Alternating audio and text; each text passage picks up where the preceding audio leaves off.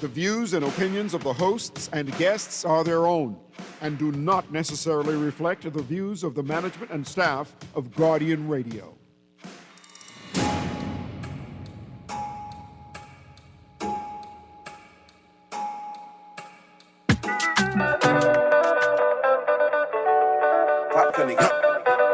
Come on, hands, 3, 2, 1.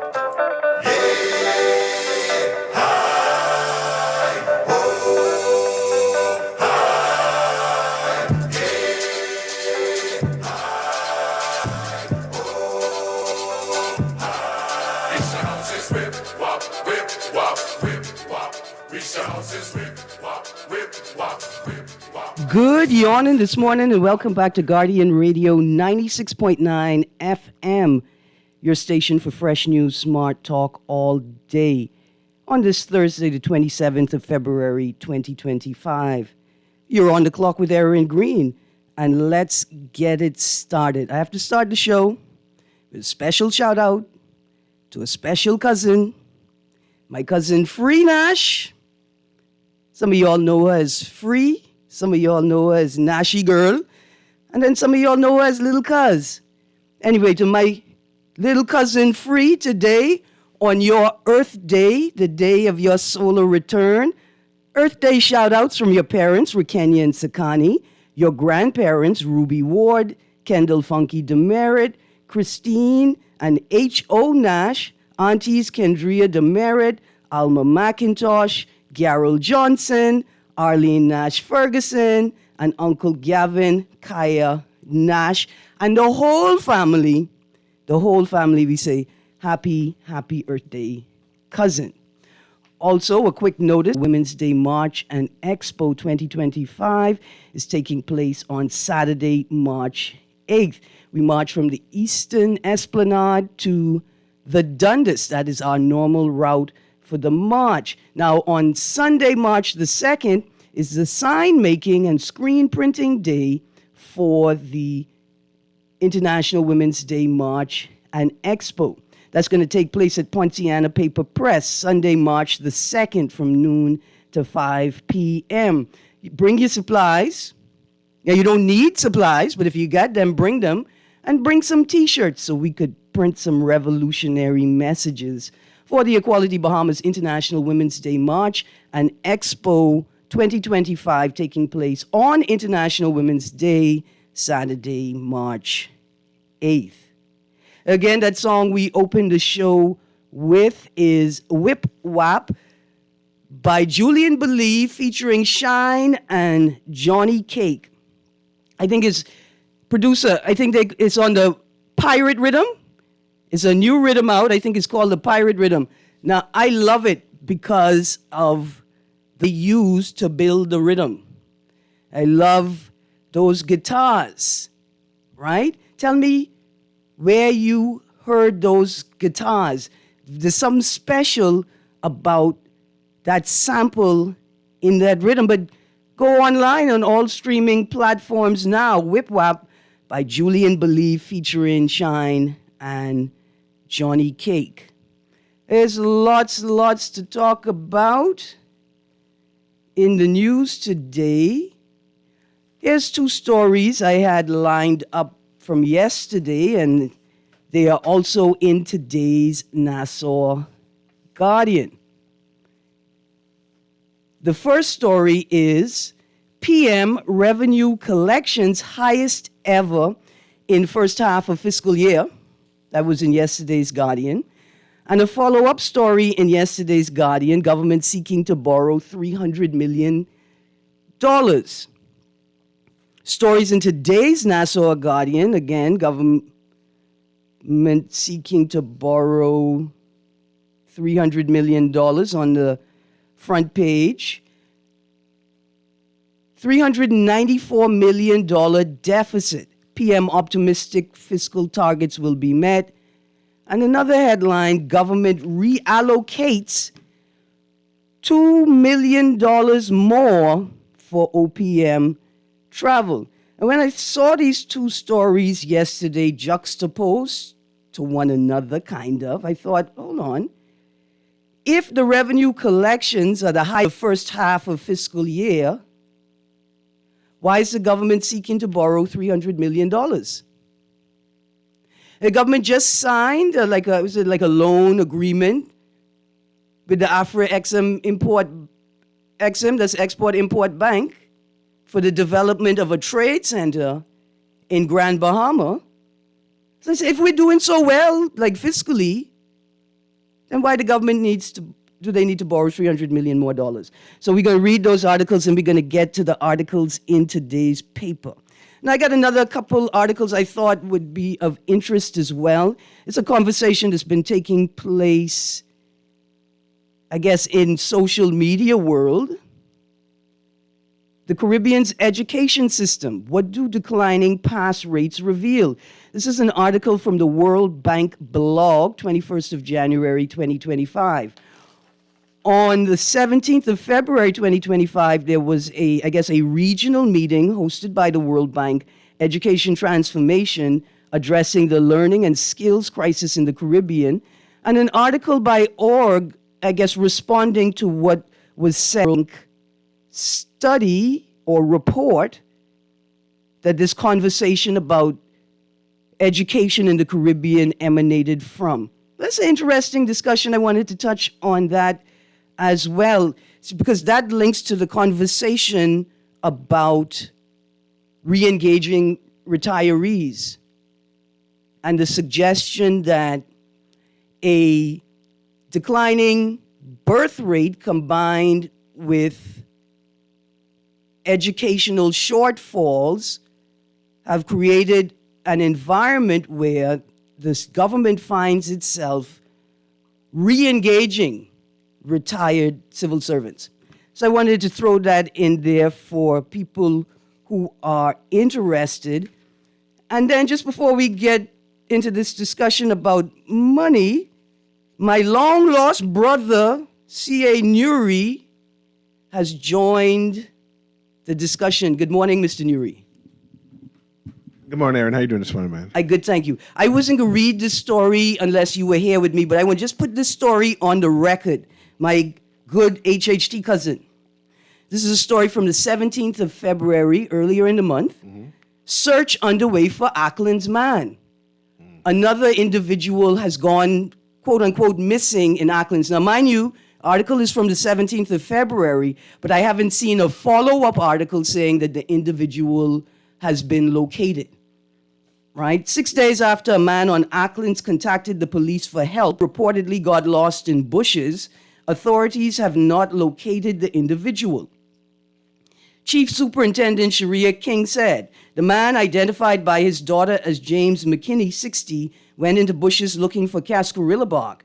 King said the man contacted the Ackland's police station on Wednesday.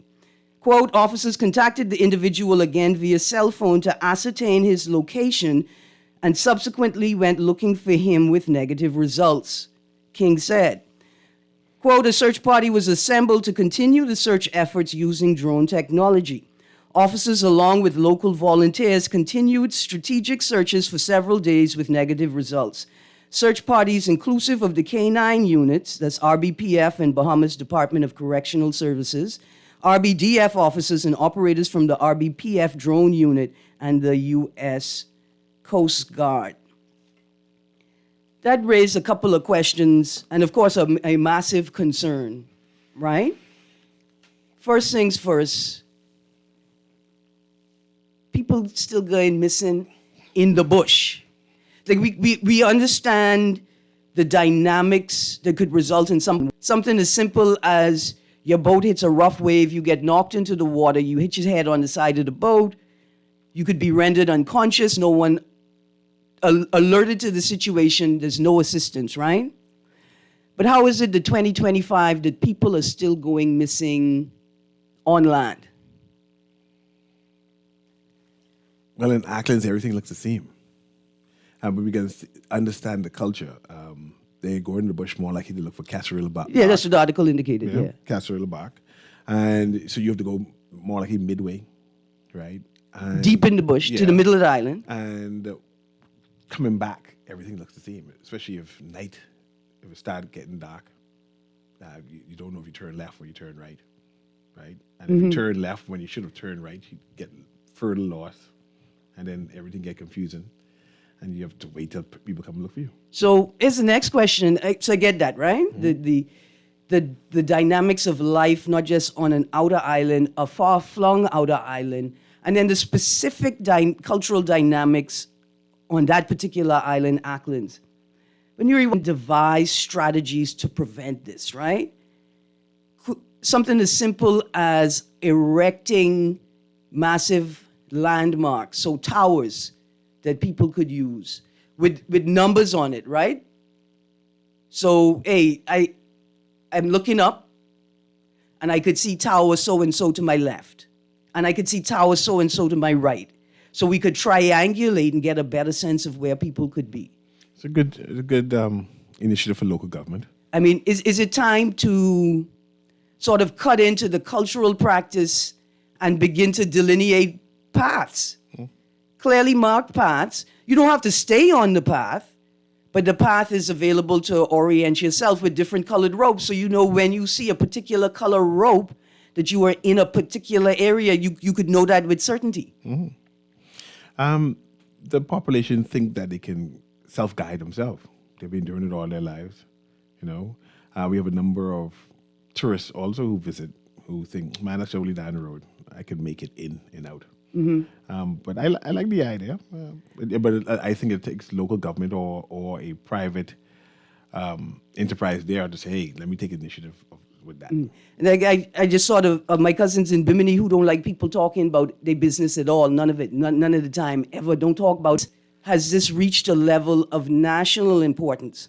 What is happening in Acklands that the culture has not shifted significantly to evoke the creation of mechanisms or infrastructure or strategies to prevent people from going missing? Like, I don't, this is part of the culture I don't get.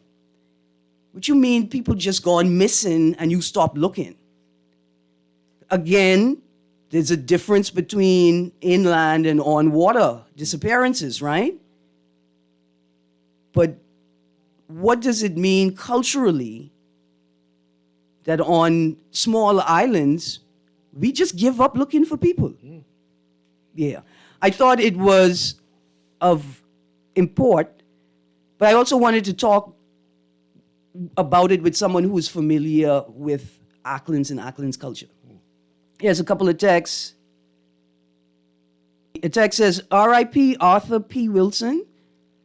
Why do they treat poor average people so poorly in this nation, Erin, but won't approach my wooden house and outhouse asking for votes? It's a culture of patronage.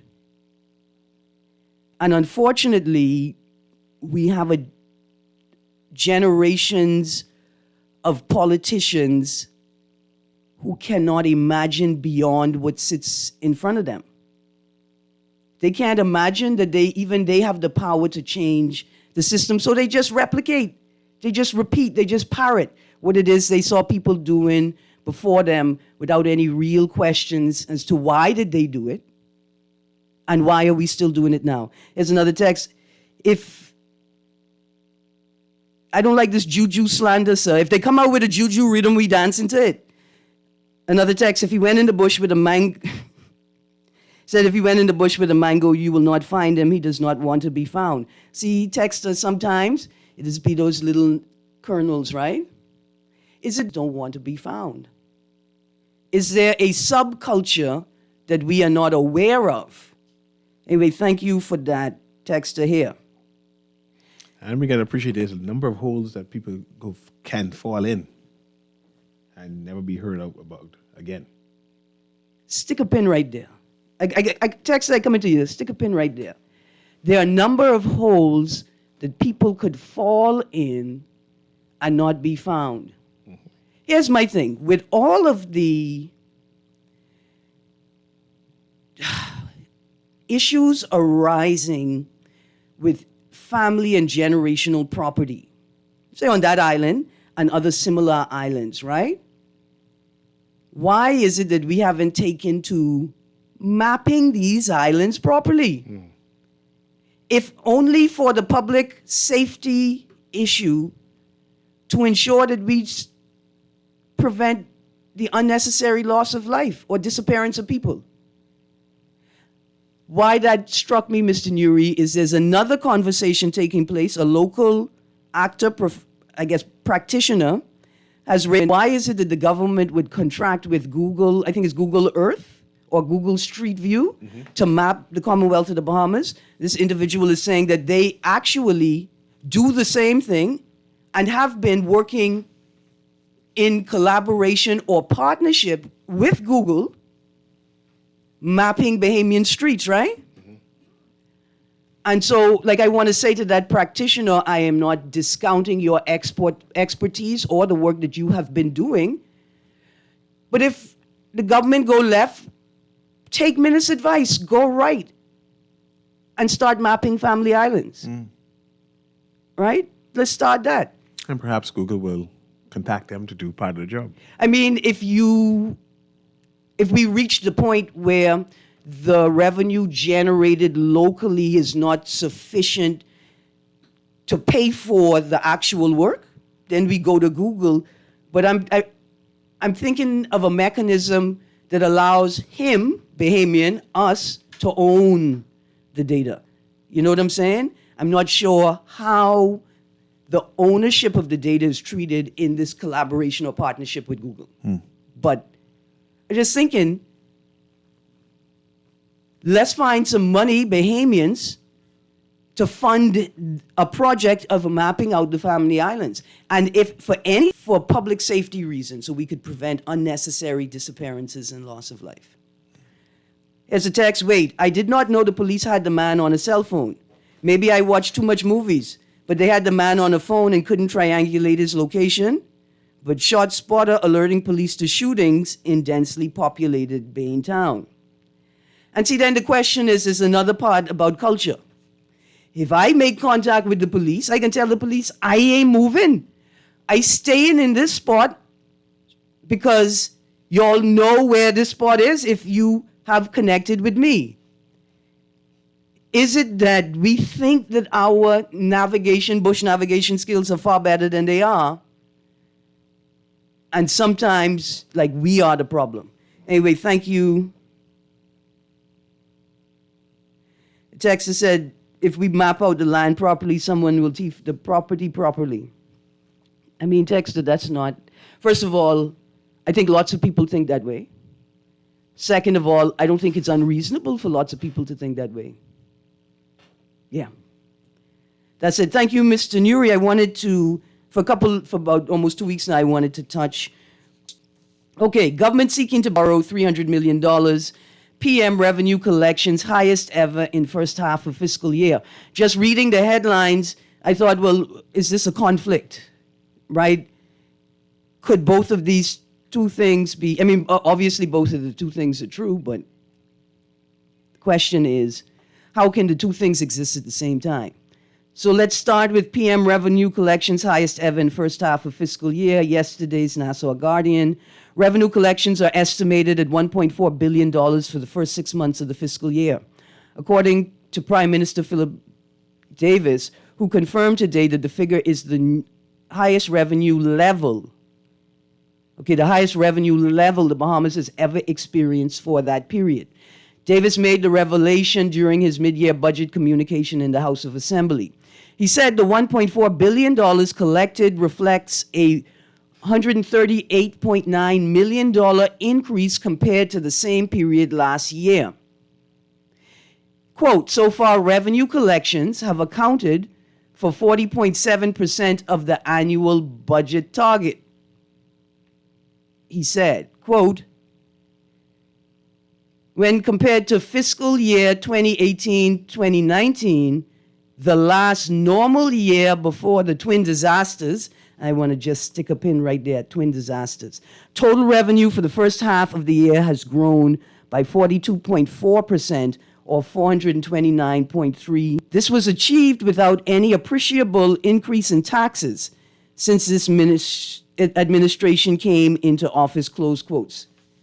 Now, That's the government saying without any appreciable increase in taxes. But a number of different agencies are saying, oh, the increases, we could appreciate it because we feel it, right? Thinking of the marine industry, charter industry, marina industry, the private aviation industry as well. He said the achievement can be attributed to several key factors, including more rigorous enforcement measures and a significant improvement in compliance, particularly in respect of real property taxes. Quote, as well, we have seen an increase in revenue yields from new policy measures, notably in respect of business license fees and departure taxes.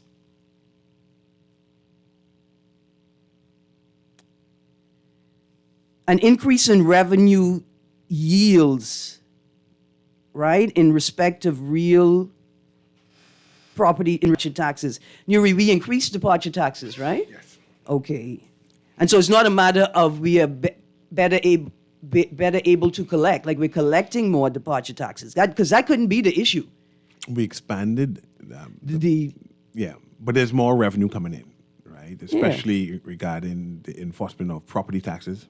The government has sought out to collect that. The policing of VAT in terms of attaching it to NIB, if you weren't paying your NIB, all these things cannot get licensed. So we see that there's more revenue being collected.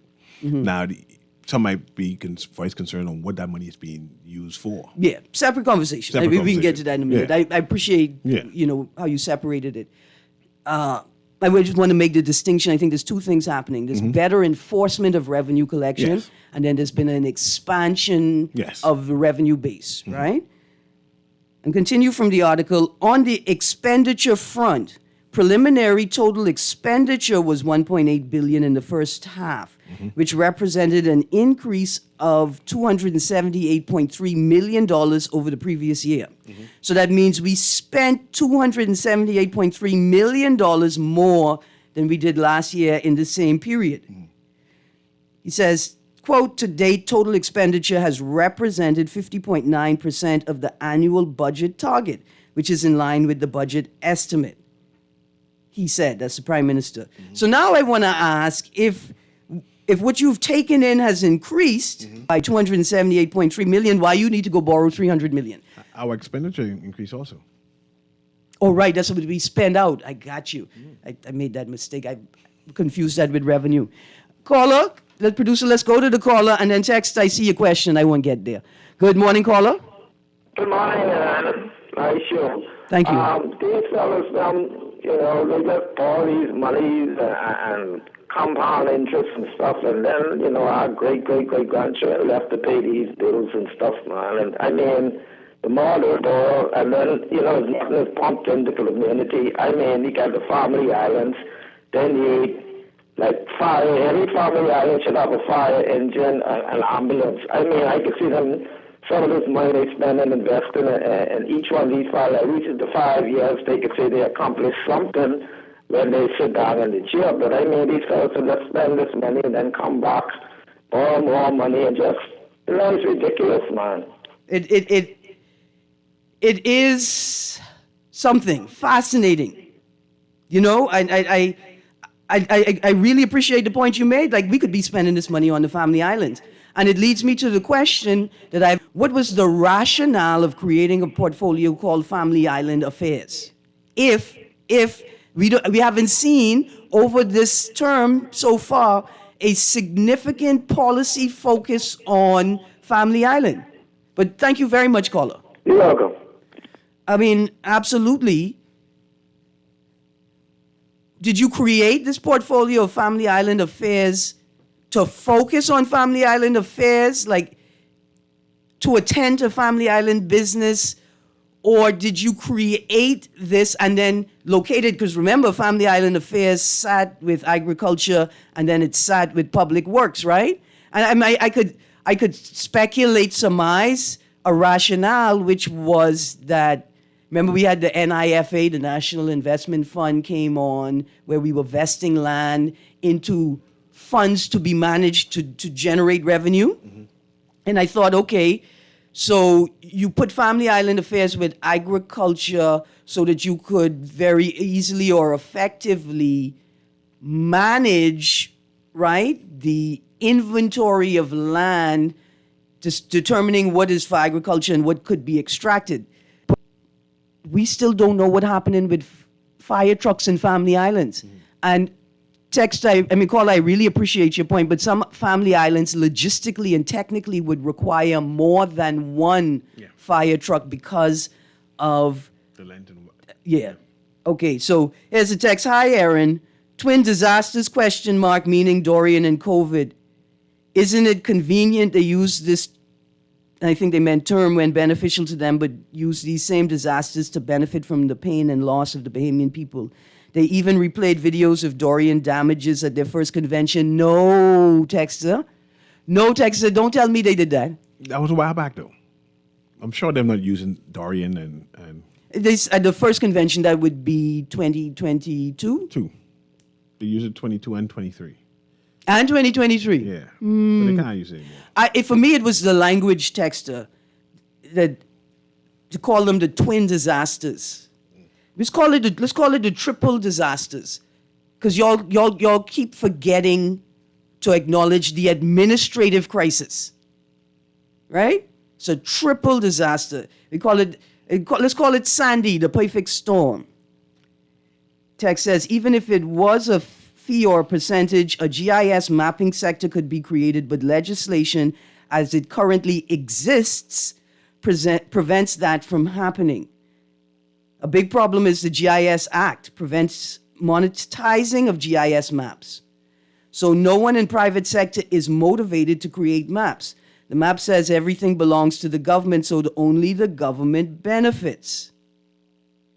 Okay. I'm stunned. The government, there's another text, the government has to see an increase in business license fees because they have been extorting businesses to pay the license fee in advance of their earnings for the relevant year. A number of businesses have voiced their frustration with that. Yeah. It's pay a year ahead before they make any money. No. Yeah, pay a year ahead. So like on an estimate, we estimate from last year's earnings and then they balance it out when they actually determine what you made, then you pay the rest? Then yes, the years after. Do you get any money back? I don't know. That's like giving money to my Grammy or my mommy. You ain't getting no change You don't get back, no change buddy. back. Yeah. Yeah. You know, when they say, oh, it costs $500, I say, well, what happened to the $65 change? They say, what? So change is coming. I could smell it in the air. That's exactly what they could say. Yeah. Yeah. All right, here's another text.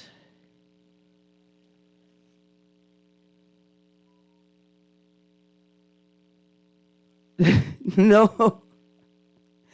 I don't know what the Tribune's reporting text demand. I got to let Mr. Newry read that text for me before I read it out loud. I want to read the follow-up article. And I think it's the same that's printed in today's paper. Prime government seeking to borrow $300 million. Prime Minister Philip Davis today tabled a resolution seeking Parliament's approval to borrow $300 million. According to the resolution, the government is seeking capital to fund national development objectives, including infrastructure development projects. I'm going to read further in the article, but I just want to say here, if I ask my mommy for $30, she going to ask me what I using it for, and I 49. Let's go to the phone line, producer. Good morning, caller. Yes, good morning, Ms. Greene. Good morning, Mr. Newey. Morning, sir. It's always a pleasure. Yeah, listen, as it relates to the business license, last year, I did my own for this year, so everything was normal, but the year before that, I guess maybe I put in an application. I don't know what's wrong with the system, but they had me as a late pay or whatever. Mm-hmm. So I finally got the license, but when I went there was an impediment, and they said that I owed them some money, and so I had to pay. I paid $200, which in the business license is supposed to only be $50 or whatever, because I'm a nano businessman, whatever, right? Mm-hmm. Yeah, and so I had to pay them $200. I didn't know what it was for. I just paid it. I was glad to have it. You know, I'm just saying. I don't know. It was that was very unusual for me, given the fact that it's supposed to be issued free. But I didn't mind a late fee. But nobody there was no information out there about what the late fee was. All I know is I gave $200 and I got a license. I don't know what it all entailed, or you know what I mean? Mm-hmm. But it was very unusual for me as the year thing because I was doing it from my old lady died from 2017. Mm-hmm. But I'm glad I called the other morning when you and C-Ray, we was having the show. I think the environment, et cetera, and we was discussing. I mentioned the gray water that was induced into the sea by the one cruise liner, right? Mm-hmm. Actually, I was very off and incorrect in the metrics because it was not cubic feet. It was actually cubic meters. Okay. So that means it was 39 cubic meters. That means which would be around 10,000 gallons. So that is actually what they spilled. That was during the time when Warren was on the air. So if anyone who went to St. John's, I was never a genius in math. But what I'm saying is that if I could detect that, I was wondering if the environmental department, because they had 39 cubic meters in the newspaper, so to the average person, that would appear insignificant. You see what I'm saying? Yeah. Lesser. But when you explain that's roughly 10,000 gallons, it's a lot. That's a lot. Let's continue reading from the article. The Prime Minister foreshadowed the borrowing resolution when he presented his mid-year budget communication in the House of Assembly. Quote, this administration announces an important new objective: securing an investment-grade credit rating for the Bahamas within the next 3 years. That's an ambitious project.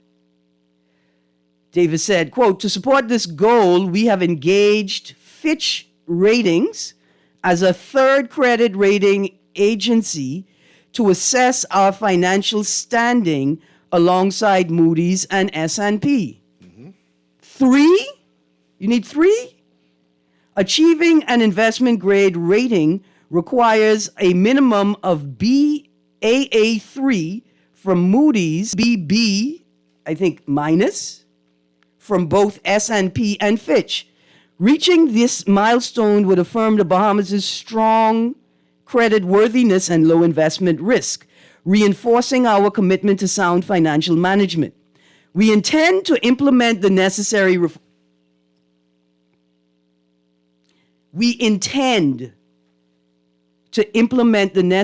reforms to make this vision a reality. I want to repeat that sentence. We intend to make the necessary, we intend to implement the necessary reforms to make this vision a reality.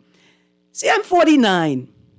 I want to share something with y'all, like something that became a guiding principle in my life. See, when I was growing up, if you were found talking foolishness, even as a young person, just talking absolute chatter, madness, right? The older people around me would stop, pause, and say, what, stop, cancel, review? Stop, review, cancel? Right? And they'd say, you hear what you just said? Say it again. Say it out loud. That make any sense? Like, so for me, that became like a guiding principle to not be found in a situation where an older person is asking you if you making any sense. Don't tell me you intend on implementing the necessary reforms. Tell me what the reforms meant. Because I can tell you, just like the old people, from you tell me you intend to do it, I have a strong feeling that it won't get done. Let's go to the phone line producer, and then I'm going to switch to this next headline. Good morning, caller. Good morning, Erin. You're the guest, right? No, sir. I have Mr. C.A. Nuri, host of Guardian Radio AM that airs from 11 to 12, and I pull him into the conversation with me this morning because I wanted to talk Auckland's. I just asked that because I wanted to say good morning to him also. Yes, sir. But this the budget debate again, right? Well, we are delving into the headlines emanating from the mid-year budget debate. Last year, this kind of time, was the one with the $2.5 million for the King Air, right? Oh, that's it. That's when Mr. Pintard was able to force a question in. Hey? Okay. Now, we still in over the King Airs now. We still don't know. They're supposed to change the registration on that King Air because it was confiscated and that should be registered under the Bahamas registration, which is called Charlie 6. Okay. You know what I mean? Charlie 6 registration. they wouldn't tell us that. But remember now, they was trying to say they was buying a plane, and we flushed them out on the air, and they had to admit what it was all about. Now, we don't even know where that is. Could you all please check and see where that is? Because $2.5 million just for that, I mean, but they approved it. And now, that office, the Ministry of Finance, headed by the PM, is now saying he got a new $2 million budget for the first 6 months of this year to fly around the world, right? So last year we didn't get accountability about that. Another thing, this budget says something about the real property tax collection, how much it was. I would like to know how appreciative you would be and the public would be with a public document registered in the Registrar General Office, right? In reference to some foreigner who got some property like year before last in the family island, because that's where our income, when it comes to real property taxes, is of the shortfall. You know what I'm saying? So you're suggesting the strategic focus should be on foreign landowners and second property owners and foreign landowners on property islands?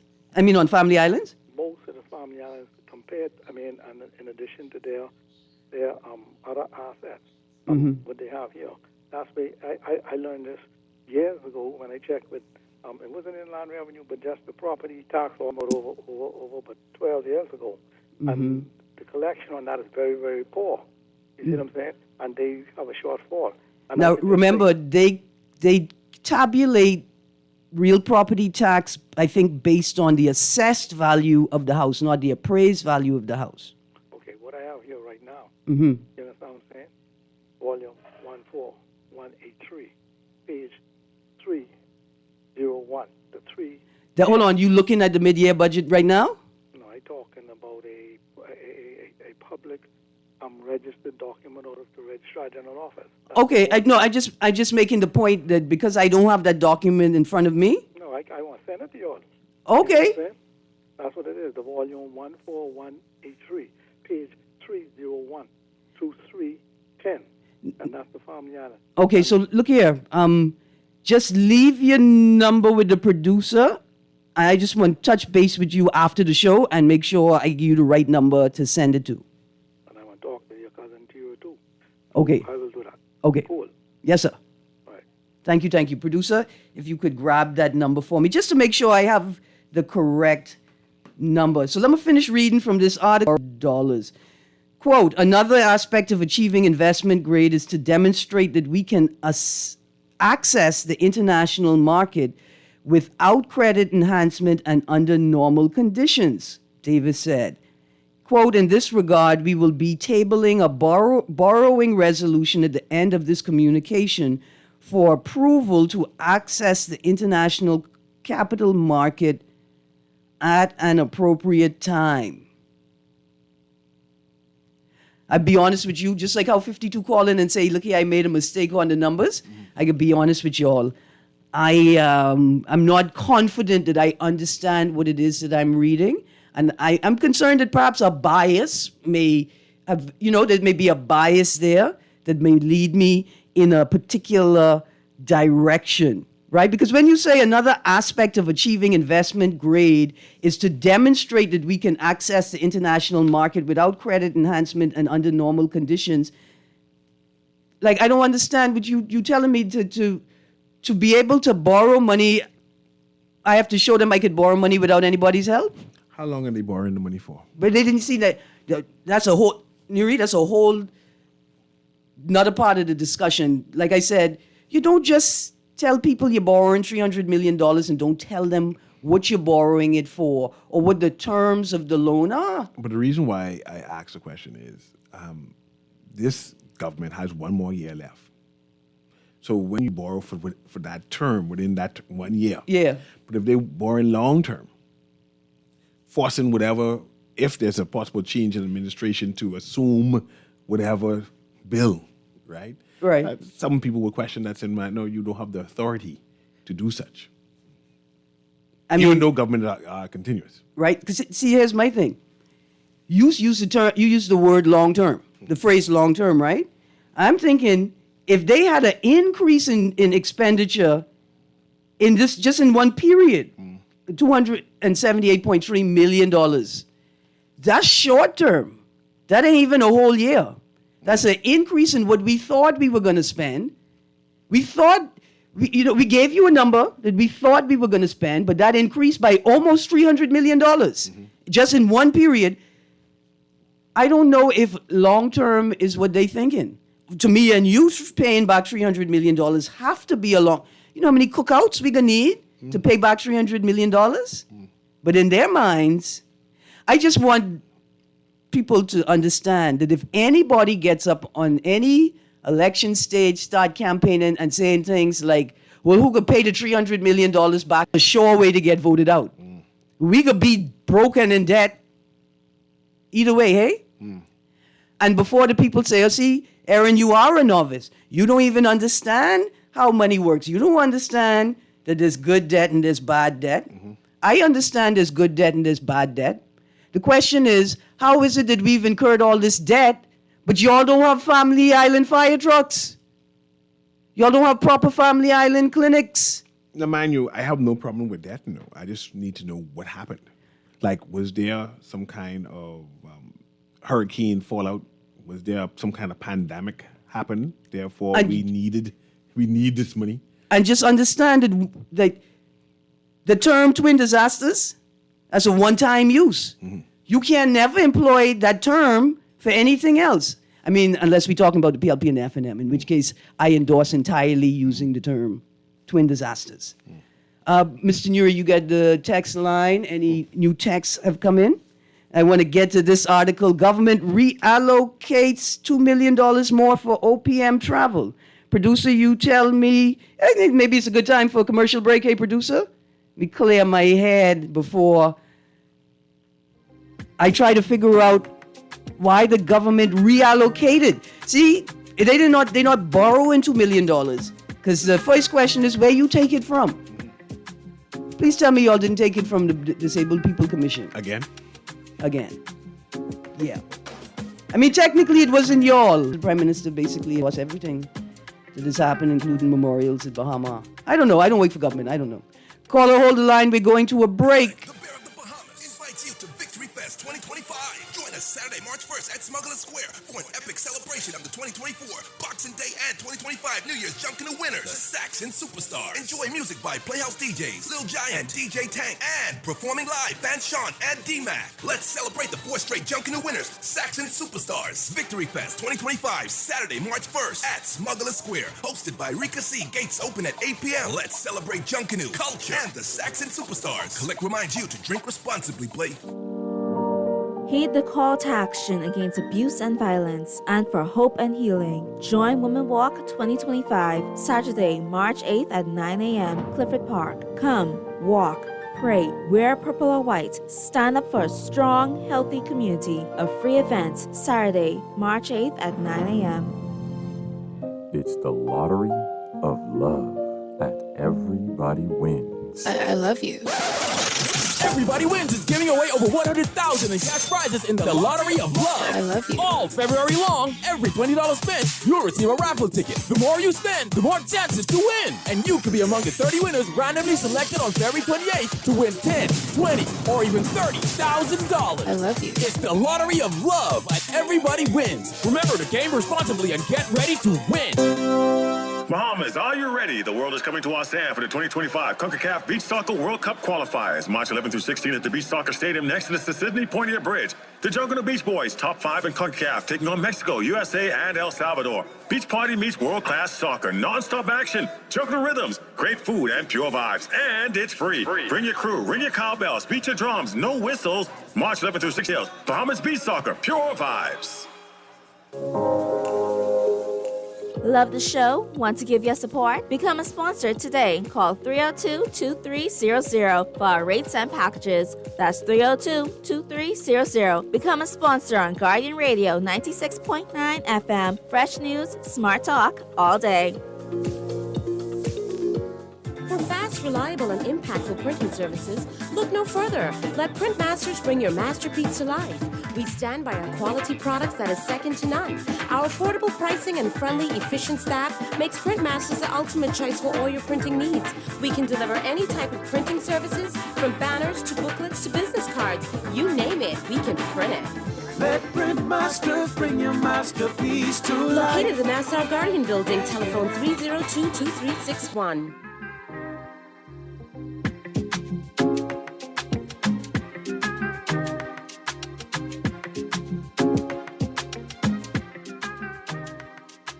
Good morning and welcome back to On the Clock with Erin Greene.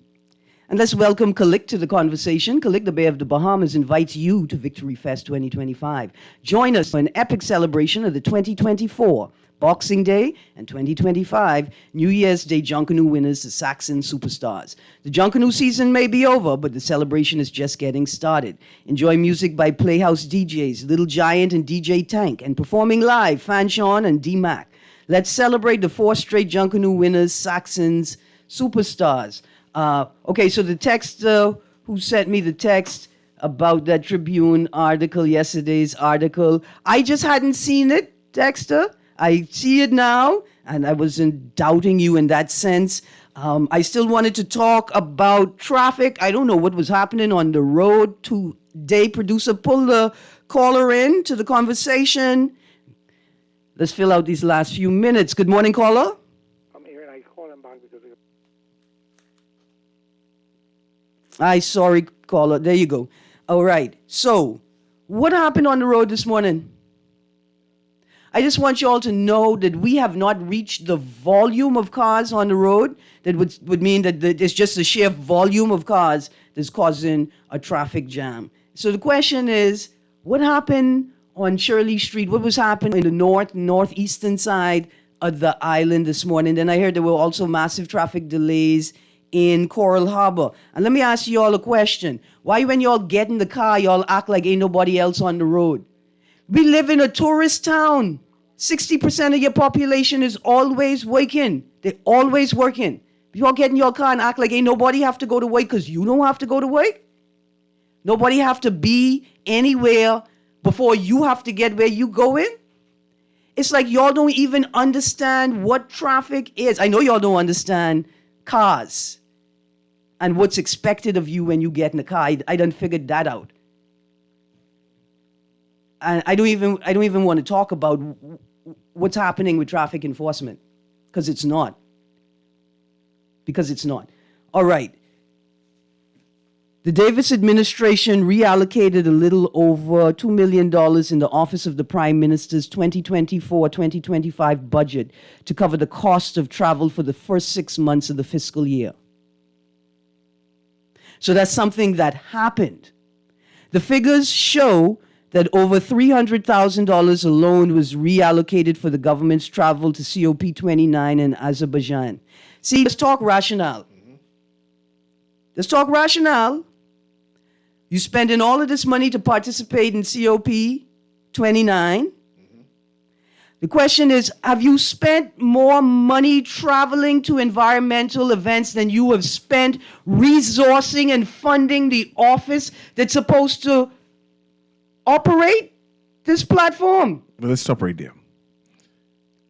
I assume the Prime Minister would say that he travels to these places in order to get funding to support local initiatives. Why he couldn't find the funding to pay for this? Why you had to reallocate it from your own budget? I don't know. I mean, do you have more than 2 people working in the climate change unit? But we know it's 2 people, like 4 people there. It's 10:59 already. Mr. Nuri, I beg your mercy. Perhaps we could continue some of this conversation in your hour. We shall see.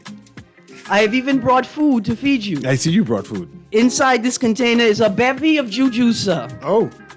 The greatest gift that any Bahamian could receive in juju season. Nice. Yeah, there you go, sir. Anyway, there may not be juju in there. I may have lied. I can be honest with you. I just begging you for more time.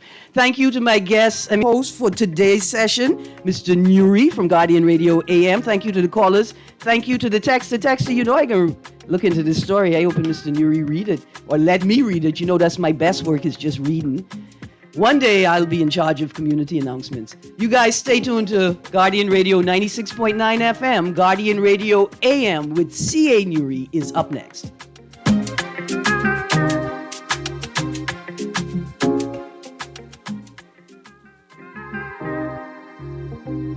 This is Guardian Radio 96.9 FM, streaming on GuardianTalkRadio.com and the Guardian Radio app, Nassau, Bahamas.